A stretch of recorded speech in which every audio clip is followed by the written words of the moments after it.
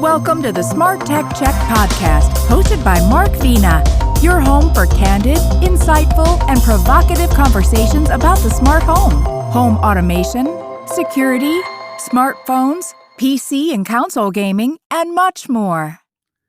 Hello, everyone. My name is Mark Vina, and welcome to today's SmartTechCheck podcast. Today's Wednesday, October 6, 2021. Tough day for the Yankees last night. I'm a bit disappointed.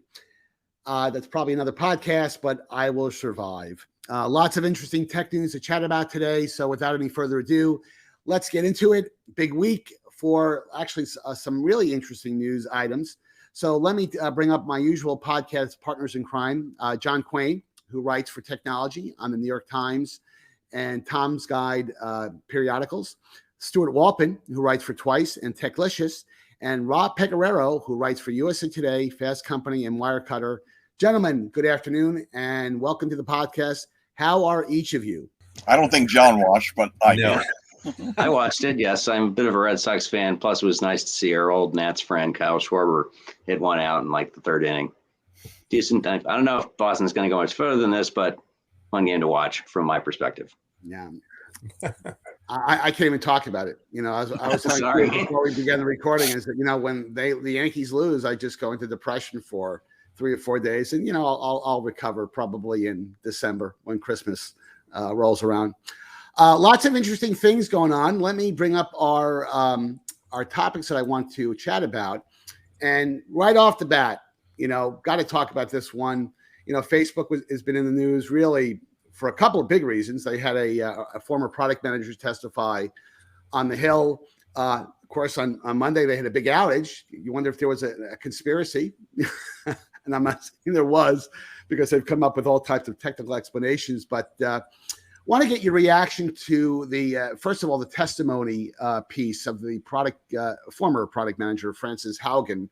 But the three topics I want to address, and we'll start with you, Stuart. You know, given what she said, and a lot of what she really testified to is not brand new information. I mean, she's kind of repeating lots and lots of themes, maybe with some more specificity about things, but based on what you heard over the last day or so, is it too late to reform Facebook? Stuart? It can't be too late. I don't think it's a matter of, is it? I think Facebook and social media is such a weird animal. It's not vegetable, it's not mineral in terms of publishing or television, broadcasting.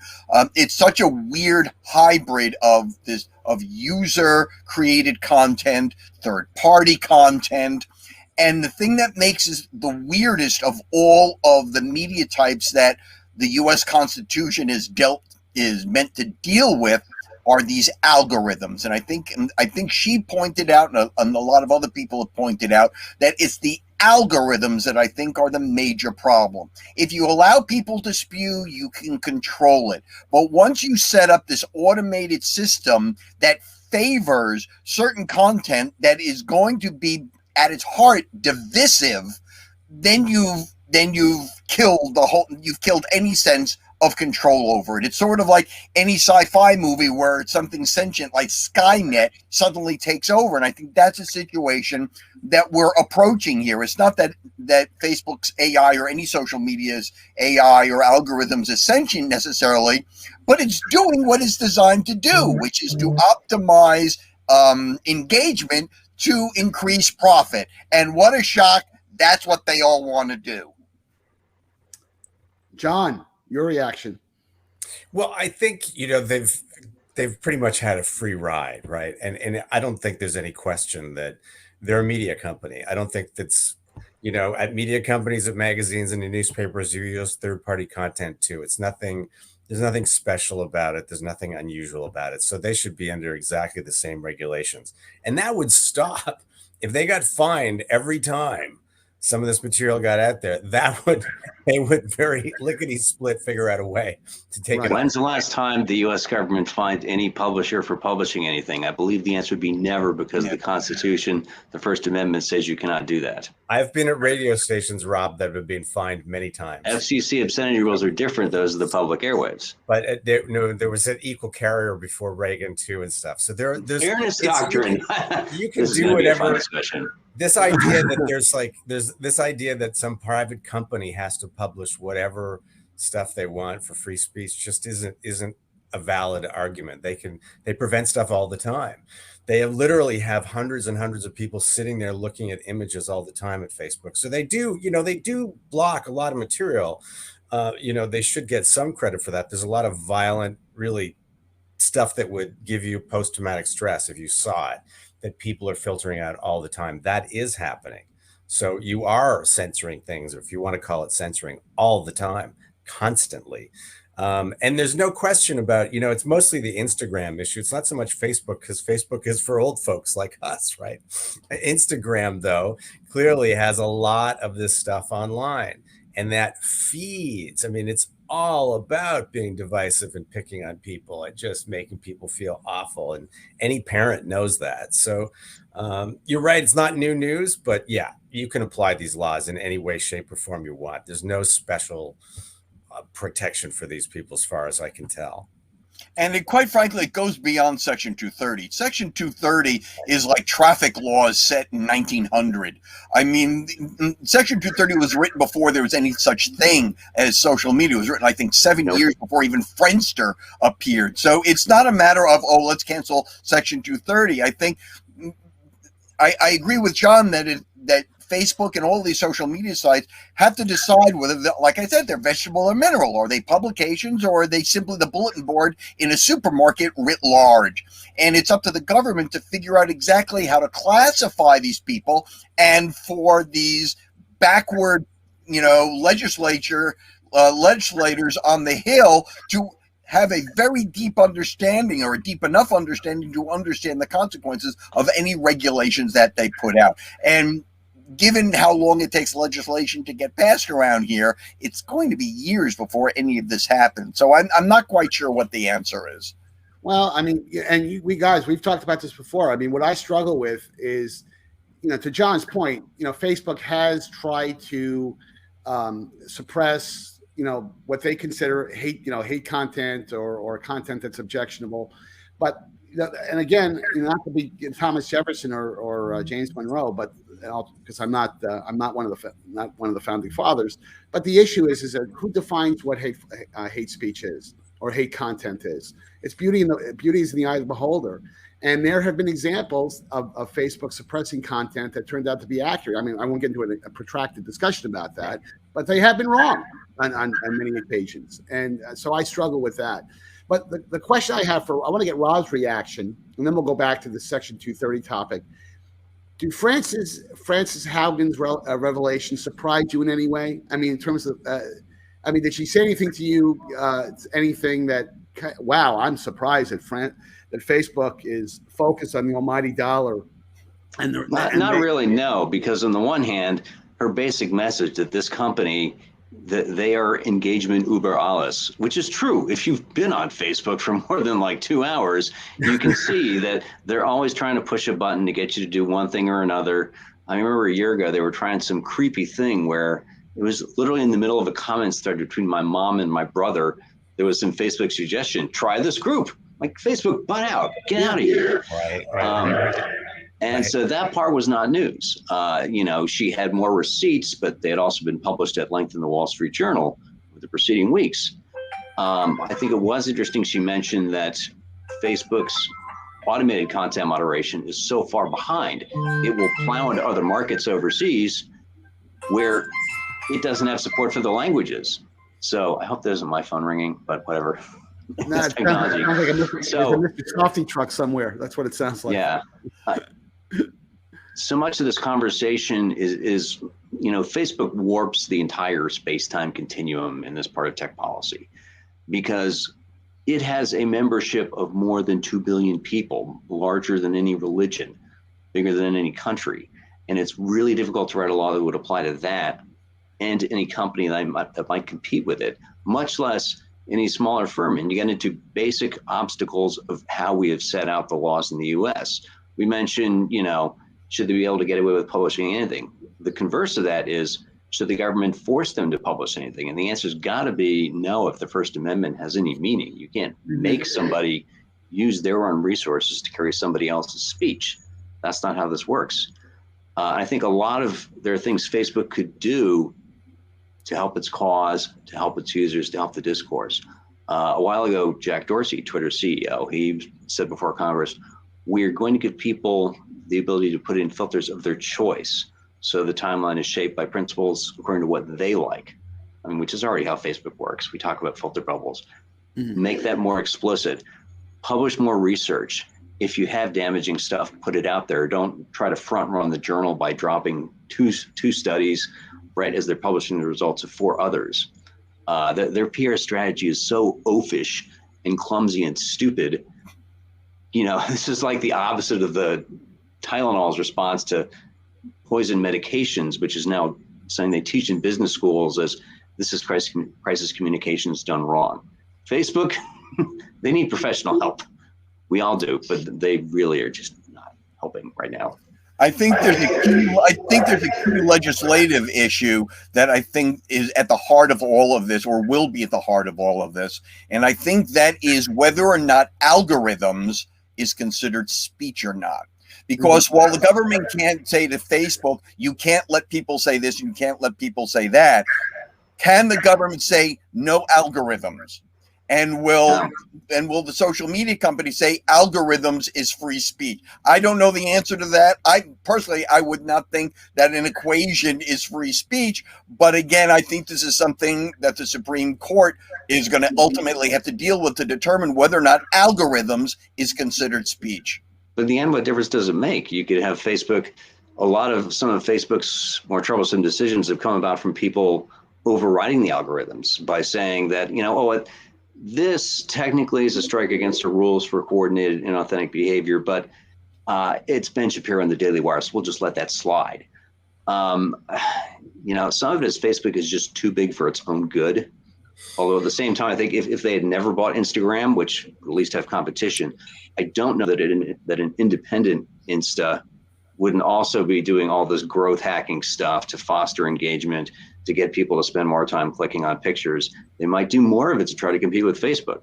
This is why I am not in Congress. Among many other reasons. That's a long list. Guys, let me just reel this back a little bit. I mean, what was to me interesting about what she testified to yesterday was that, and she made the comparison to the cigarette tobacco companies, is that Facebook has been aware that they've done tons and tons and tons of research that apps like Instagram are harmful to women, and in a very, very dramatic fashion. Yet they've done nothing about it, and they know they can correct it. There are things they can do to at least throttle that liability, not liability issue, but the severity of the impact. Just be kind to the user. I mean, really. That. Yeah. So I mean that's the thing. I think that's a bit disappointing, is that because for years and years and years, the tobacco companies had research before the federal government got involved with it, knowing that cigarette smoking was cancerous, it caused cancer, and it took the federal government to get involved to pretty much force that to force the regulation of that business in a much more controlled fashion, which not. And smoking has declined dramatically over the last 50 right. years. I mean, I can't believe I'm going to say this. To be fair to Facebook, but I mean, cigarettes really do kill people. They helped kill my dad. And Instagram does not actually directly cause cancer, even if it can sometimes feel like social media is a cancer. Well, there are a lot of suicides. People in Myanmar, and a lot of other countries disagree with that. Yeah, and there's a lot of that goes back to the Facebook. So, here's a new country. Let's set up a market here, even though we don't speak the language. It'll all probably work out. Right. But yeah. Before we hit the other topics, let me give John the last word in terms of the second bullet. What's interesting about this is that Facebook is probably the only topic on the federal agenda that has bipartisan support that something has to be done. I mean, now for different reasons, the Democrats and Republicans are approaching this in two different ways. But do you think anything will be done? I think that's the question. Can the two parties unite and agree on what has to be done? And I'll let John have the closing comment on that? Well, I think they can agree on things that need to be done. And, what's the strangest thing is that you have this guy, Mark Zuckerberg, saying, stop me before I harm people again, right? Give me some regulations. That has to be one of the oddest, approaches to this problem. I think there will be some kind of regulations. I don't know how thoroughgoing they are. But one thing that I actually writing about for somebody else is it is having this halo effect, and a negative halo effect, like maybe a concussion effect, where all these tech companies are now going to be looked at much more closely. The FTC and the Department of Justice are now looking at cases they've never looked at before in terms of mergers and acquisitions. The private equity people are all going to be under scrutiny anytime you want to acquire any little startup and stuff. They're going to be looking at that much more closely now, and they've said they will, and they've basically taken all the time limits off of those processes. So you're going to see a lot more scrutiny, without any regulation. That's just enforcing the regulations that are already there. And the documentation requirements, everything is going to go up. Third-party subpoenas and stuff is you're going to see some big changes. Well, I'm not holding my breath, even, and I'm sure we're going to be talking about this at least 2 or 3 weeks from now with yet another kind of deep dive into what the latest Facebook face going to be. But let's hit the next topic, and that is, Stuart, I'm going to let you do this one up because this has got to be a joy for you to comment on. Amazon, I think it was last week, announced their new Astro home robot. I mean, there have been home robots from, lower end startup companies that kind of, roll around in your house and do all kinds of different things. But this is good old Amazon, which there's obviously a business motivation. There's a business model element to this, don't you think? Woof. Woof. As Woody Allen says, does it leave little batteries around the house? I mean, it's a rolling iPad. The funny thing about all of these quote unquote home robots is they don't do anything.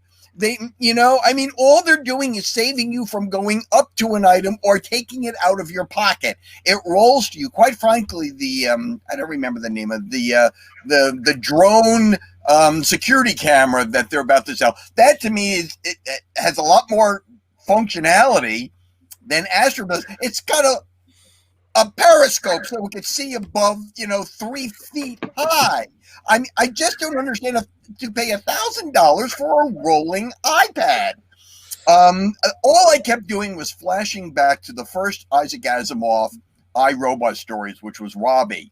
Robbie was a very, humanoid robot, didn't speak, thank goodness, but was essentially a babysitter.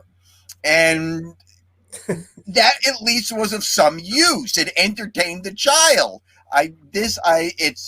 It saves the child from getting up, going to the counter, and getting their tablet. The tablet will now come to you for $1,000. The whole thing just really confusing. It's fair to say that Stuart has not placed an order yet for his. Rob, have you ordered one? I have not. I mean, clearly, since you mentioned Asimov, I want to know, is this thing programmed above all else to not cause harm to a human or through an action allow harm to befall a human?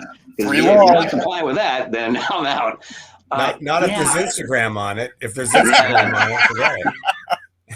Yeah, Amazon is sort of Facebook-esque in a way, in that they don't seem to recognize that maybe they don't need to solve every problem that might be solvable with technology. So Facebook will be like, yeah, the world needs our cryptocurrency. No, it doesn't.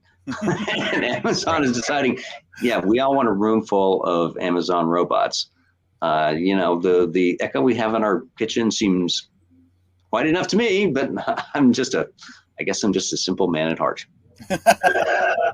So Rob hasn't been won over, and I have a feeling that John hasn't been won over yet either. But John, or run over, or run over. Yeah, I had the Temi robot this is like a year ago, so I lived with that for a couple of weeks, and it was much more limited in what it could do. And but it was okay, but it wasn't that exciting. I have to say there are a couple of features. You're gonna hate me for this, but that doing the video calls with people now that we do all the time, I actually do cook and do other things while I'm on a call, and I find myself picking up. Is that why we can't see your hands? And going somewhere else, and like having to prop it up somewhere, and then it falls off the counter, and it actually would be kind of convenient to have something like that just tracked me and followed me. Like, I'm going, as long as it does have no-go zones, like no bathroom, no bedroom, but everything else would be okay. But it's $1,000. That's a lot for this, I think. So doesn't the Facebook video camera thing, Facebook portal, also does that person tracking? Yeah, but I'm going from room to room. I mean, I'm not going all over. The camera, stage what whatever effect on iPads. That'll be for real estate agents. Yeah, I'd like to go back to what Stuart just said. Putting aside the creepy sci-fi references you're making to robots on Isaac Asimov's novels 100 years ago, well, maybe not 100 years ago. But here's the issue: does the product have a value proposition? Does it do something that enhanced your life in some way? And I would argue that a robot inside your home that could with sensors, of course, microphones that could detect a window breaking or some type of break-in that could, again, the problem with a fixed camera in your home for security is that it's a fixed home camera. It can't move. Most cameras can. I mean, the cameras may have a wide field of view, but they can't obviously move. A mobile robot, especially if you're on vacation and you have a big home, and it could scan, it could, monitor the interior of the home. That might have some value, and it also might have some value for the aging in place community where someone screams for help. Yeah. So I don't want to dismiss this entirely. I just don't see, looking at the announcement materials that Amazon released, I didn't see anything that said, "Oh, I've got to get that. That's going to change my life." It seems like, what it seems like, and I'm going to date myself a little bit. And Sony's had some success with it. Remember the Sony Aibo robot dog? Yeah. And by the way, that has become kind of a cult product in Japan. And they announced a new one about 2 or 3 years ago, and they're not cheap. They're $2,000 or $3,000, if I recall. That to me was an interesting robot in that it kind of sort of looked like a dog. It's when you take it out of the box, it's a puppy, and it gets more mature as it gets a bit older. But that never really became a thing, at least in the United States. Right. So. I don't know. I still think the jury is out, and this product probably falls in the category of, well, we'll see. We'll see if we can get any interested parties. There's some group at Lab 126 that probably got a little bit of a bonus for getting this thing out the door. What can I say? Yeah, I liked the idea, though, that they were trying a bunch of different things. I was disappointed in the Apple developer conference. I was like, yeah, another phone, big deal. So you rounded the corners on the icons. I wasn't excited. So I like the idea that Amazon was trying these different things. I mean, we talked about the indoor drone before. Yeah. I think that this was a super crazy idea. But now looking at it again, it's like, maybe not such a crazy idea. Maybe that's actually might be a thing. And some air quality sensors in these things and stuff like that. Now, the other thing is the technologies that they're trying to put into this to make it aware, know where it is, and that sort of thing. Those are all going to be very valuable down the road. And even Amazon during the press event talked about this being a first generation product, and that they know that there are other things that they want to do and try. So getting these baseline technologies of motion and sense of place and those sorts of things, I think, are very valuable as the process moves to getting Rosie the robot, from the Jetsons, or something, beyond R2D2, that something that just stands around and beeps and follows you around like a puppy dog. Right. No, it's very interesting. I mean, all this technology, just the integration of it. I just got a radar detector that's also a dash cam, that's also everything else into it as well, finally, from Escort, which is those have been separate things. And you're right, Stuart, that it's just going to try this, and a year later next feature and integrate more. So I think it's kind of cool. I mean, I can't afford one, but it's cool. There's always that.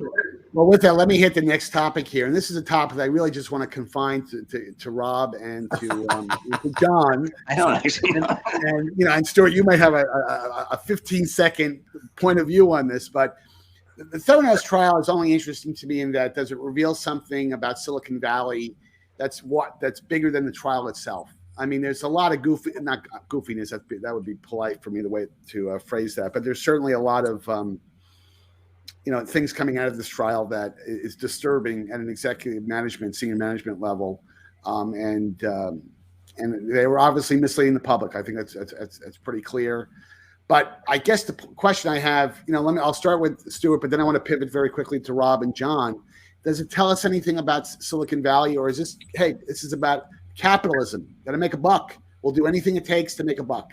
As long as there have been ways of making money, people will figure out a way of doing it without actually producing anything. Back in the day, back in the early days of the PC, we all had to deal with something called vaporware, which were all of these companies who made all of these enormous pronouncements and predictions about how their product was going to change the world, and then never appeared. Right. And I think that, and it's not only confined to the high tech space. These kinds of, we've got this great product. There was a guy arrested today, some out of work actor who scammed $650 million in some Ponzi scheme about producing content for Netflix. So I mean, as P.T. Barnum said eons ago, there's a sucker born every minute, and by a corollary to that, there are people who will be suckered every minute, right, regardless of the industry or the product. Agreed. Rob, your reaction? Yeah, same. I don't see this as a Silicon Valley failing. And I say this, I've seen so many stupid ideas get tons of VC funding. I think maybe by the time I went to TechCrunch to start for the first time, I'm like, yeah, funding rounds, that is absolutely meaningless as any kind of signal for the value of a company. Because you remember that Color, they went through like 40 million in funding and they shipped nothing and they got acqui-hired by Apple. Absolutely meaningless. Right. So yeah, S-Fuel throw money at stupid ideas. But hey, I'm from next door to DC. Have you seen what the Pentagon has spent money on lately? So, how's the F-35 going, or the new KC-46 tanker? Theranos is interesting because it's an unusual villain. This, at the time, I guess, 19-year-old woman who styled herself after Steve Jobs, and it was supposed to do something really good, and it seemed vaguely plausible. And I should note, it was bold-faced names from across the U.S. Jim Mattis, I don't think he suffered fools gladly in the Marine Corps, but he was like, board seat, sure, I'll take it. And I think eventually he admitted in court, like, at some point, I didn't know what to believe anymore. Was it George Schultz? Yes, and his grandson basically turned witness, like, I can't do this. Sorry, Grandpa, this might mess up your job, but... Well, what happens in these particular cases is that these high-flying companies get very prestigious VIPs who most of the time know nothing about technology, but it's prestigious to have, someone like a Jim Mattis on the board, and they had some gray-haired elder statesman.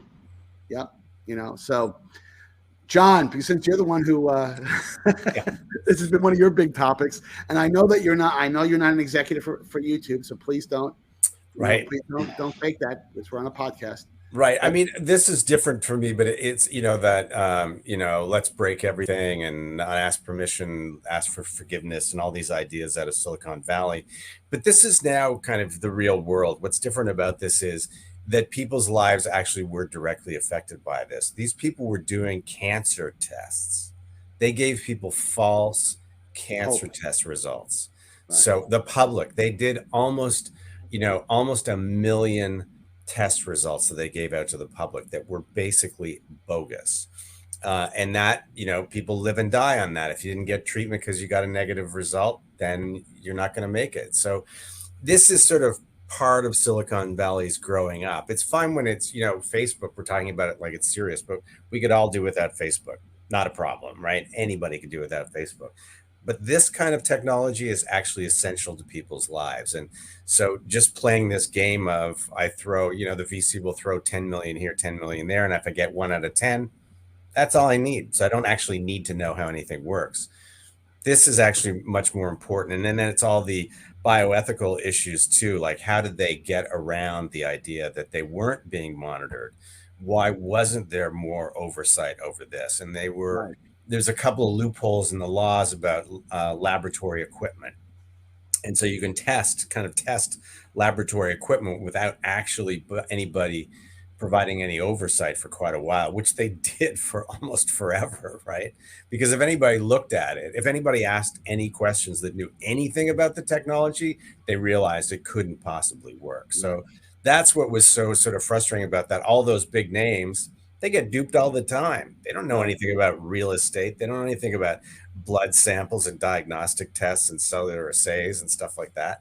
So I'm not surprised those people got fooled, but it's getting into this market where more of these companies are going to do that sort of thing, where they're going to be into biotech, or they're going to, and there've been scandals in biotech too. If you think about genetic testing, and in 1999, if you go back to Gelsinger, and this poor teenage guy was basically killed in a test because they didn't understand what they were doing, basically. And they didn't understand initially why it even killed him the first time. So it's part of that. You've got to be a little bit more serious, a little bit more oversight in issues like that. That's why it really jumps out at me. I know it's interesting to see her going in and out of the courtroom all the time, and that's why some of these people were convinced, because she was a good figurehead. But I don't think that's kind of the main issue for me. Well, I want to hit the last topic. We only have a few minutes left here, but the only thing I will say is that, and this is not going to surprise any of you, is that seed money, when it comes into a company, there's still, because these companies are not public, they're getting this money when they're in a private structured position. The money is really not unless the firm, that the VC firm that's providing the money, has checks and balances in terms of the way the cash is spent. You'd be surprised of how that money can easily be used on things that could essentially validate that the emperor has no clothes at the very, very beginning, and that clearly did not happen with the Theranos situation, and it's disappointing. It's disappointing, but it happens over and over again, and I suspect this will not be the last company that we see that gets involved with this type of activity where there is really nothing there, or whatever was there just was not ready for prime time. Right. And there's some interesting, issues about disclosure and stuff too, because of biotech companies, a couple of them were approached by her and did sort of look at their results and found them to be wanting, right? That they weren't reliable, the technology didn't work, but they didn't say anything. Right. They just didn't do the deal with Theranos. And maybe they should have been required to say something at that point, to go to the FDA and say, you know what, this technology is not, we tested it and this is a danger to the public. But they didn't. And there aren't regulations like that right now. Well, let me hit the last topic here, because I got to get this as the next guy. I mean, this fascinates me in many ways, because I don't, it's funny. I wasn't at Dell when, actually I take that back. I was at Dell from 2002 to 2007. So I might've been there. I mean, this was obviously just the 90s though. Yeah. No, was it in the 90s, or was this I think, oh yeah, it was. I don't think so. John's returned to Apple in the late 90s. Yeah. Left it in there. I forget what the exact time frame is, but let's put that aside. The issue is that you wonder what would have happened, to the Mac operating system had, Dell would have, obviously from a volume standpoint, they would have blown the volume out. I mean, even though it was a licensing deal, I mean, Dell would not have been interested in selling high-end PC gear to with the kind of price premium that Apple gets for their hardware. So it would have been a very interesting thing to see had this really taken place, from a, with the operating system, would Apple have been able to really manage the experience in the way they can do today, because the hardware and the software is so much tied together. But Stuart, let me get your reaction. What did this surprise you? Do you think the world would have been that different, or is that no? It probably would not. Well, the old saying is sometimes the best deals are the ones that you don't make. And all that filling in my head right now, because we started off this whole conversation or the whole session with the Yankees and the Red Sox, is that drunken conversation in the late 40s between the owners of the Yankees and the Red Sox, who almost swapped Ted Williams for Joe DiMaggio. Yeah, and right. what would the baseball or sporting world would have been like if that deal had gone through? The world is filled with these sort of the best deals I ever made were the deals I didn't make. And I think history has shown us that Dell was right to turn down the deal, and Apple was right to suggest something that perhaps Jobs knew that Dell would turn down, or that would have only accrued to Apple's advantage had they taken it. And as sometimes, things happen the way they're supposed to happen.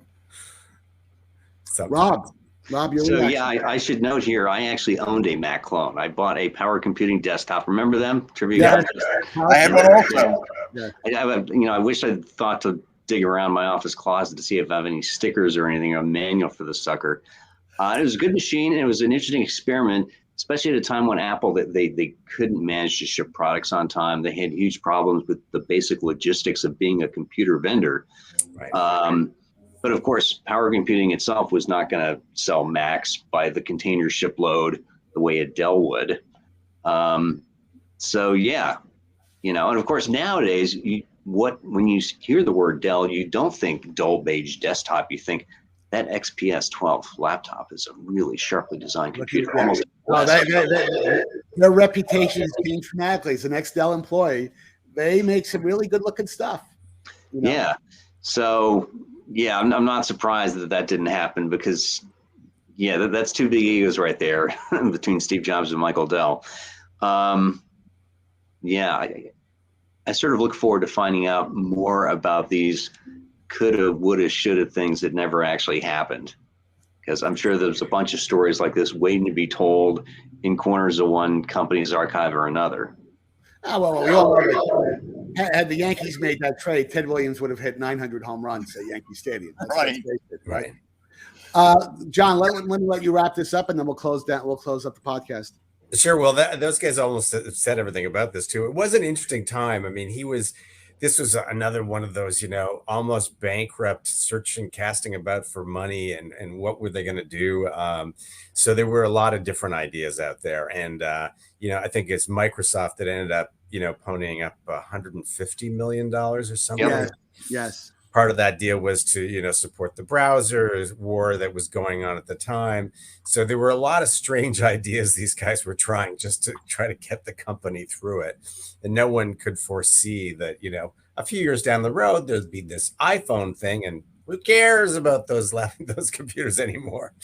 But at the time, it was kind of desperate. And so a lot of strange ideas were being kicked around. And Michael Dell was probably more brash then. He was a lot younger, and he was younger than Steve Jobs. So he looked up to him a little bit, I'm sure.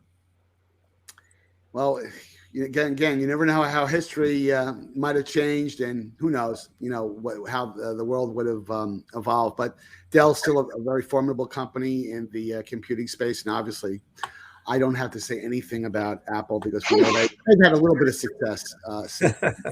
Anyway, guys, listen, thanks for your time. I really appreciate it. John and Rob and Stuart, thank you for taking the time to join me for today's podcast. For a viewing and listening audience, please make sure that you hit the like and subscribe button on YouTube and Apple Podcasts. And until next time, have a great week.